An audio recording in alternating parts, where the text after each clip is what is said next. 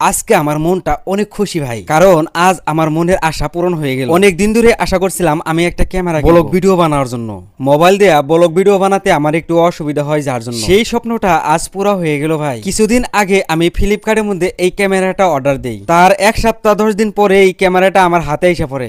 যেহেতু আমি দোকানের মধ্যেই থাকি সারা দিন, তো আমি আমার এই স্বপ্নের ক্যামেরাটা আমার দোকানের মধ্যেই ডেলিভারি নিলাম। দেখতে দেখা গেছে ছোট্ট একটা প্যাকেজ, কিন্তু এর দাম হলো 25,000 টাকা ভাই। এই স্বপ্নটা পুরো করতে আমি কিন্তু পয়সার দিক দিয়ে ভাবি নাই। এটার আরো একটা প্যাকেজ ছিল, সেটা ছিল 35,000 টাকা, কিন্তু ওইটা আমি নিলাম না, কারণ অত বেশি টাকা ইনভেস্ট করে আমার ভালো লাগলো না, যার জন্য অল্প টাকা ইনভেস্ট করে আমি এটা নিলাম। ভবিষ্যতে যদি অনলাইনে থেকে আরো একটু মানি পাওয়া যায়, তখন আমি বর্ডার দিকে একটু চিন্তা করব। আপনারা বেশি বেশি করে সাপোর্ট করবেন ভাই। অলরেডি খাপটা খইলা হাল দিছে এই ভাইটা, আর ওখান থেকে ছোট একটা খাপ বাই করছে, তার ভেতরে থেকে দেখেন বাকস বাই করতেছে। যেহেতু এই ক্যামেরাটার কিন্তু কভারও লগে দিয়ে দেয়, কভারের সহে আরো কি কি আছে সবকিছু কিন্তু এই ভাইটা বাই করতেছে। আমার যে খুশি লাগতেছে ভাই, সত্যি আমি কাউকে বুঝাই হারতেছি না, কারণ মানুষের অন্য কিছুর বহুত চাহিদা থাকে। আমার বহুত দিন ধরে এই ক্যামেরাটার স্বপ্ন, ক্যামেরাটার চাহিদা ভাই। আমি আনবক্সিং করলাম না, কারণ এই ভাইটারে দিয়ে আনবক্সিং করাইলাম, যদি ভেতরে কিবা ভীতি গরম থাকে।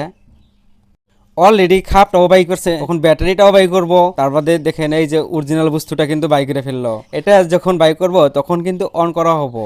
আপনারা এই ক্যামেরাটার সাথে কারা কারা পরিচিত আছেন একটু জানাবেন আমাকে। আমি কিন্তু নতুন নতুন নিলাম, আমি অত কিছু জানি না ক্যামেরার বিষয়ে। আপনারা যে জানেন একটু বলবেন নেওয়াটা আসলে কি ঠিক হয়েছে, না এর থেকে আবার উন্নত মানের তা নেওয়া লাগছে। এই ভাইটা তো জানেই না যে ক্যামেরাটা অন করা লাগবে কিভাবে। আমি পরে দেখাই দিলাম যে এইভাবে অন করতে হয়। তার আগে এর মধ্যে ব্যাটারি ভরা লাগবে, যেহেতু ব্যাটারিটা এক্সট্রা করে আসে, ভেতরে ভরাই না থাকে না। তো আমি এই যেখানে ব্যাটারিটা ভরাই ওখানে দেখেন কিভাবে খোলা লাগে সেটা দেখাই দিলাম। অলরেডি এখন ব্যাটারিটা এখান থেকে নিয়ে ভরাই দিব, আর ভরাই দেওয়ার পরে এটা অন করে দেখবো আসলে তো অন হয় কিনা। যদি এখানে এই ডেলিভারি বয়ের সামনেই যদি বস্তুটা যদি বিটু গরম দেখায় কিংবা প্রবলেম দেখায়, এ কিন্তু এখান থেকে রিটার্ন করে নিয়ে যাব। এটা ওপেন বক্স ডেলিভারি ছিল, তো এখানে বিটু গরম দেখায় কিনা বা কিবা প্রবলেম দেখায় কিনা ওই জন্যই কিন্তু এখানে চেক করা লাগতেছে, যার জন্য ব্যাটারিটা ভেতরে ভরাইয়া তখন এটা অন করব। অন করলে হালাই এটা কিন্তু দেখতে পারবেন আসলে ঠিক আছে কিনা।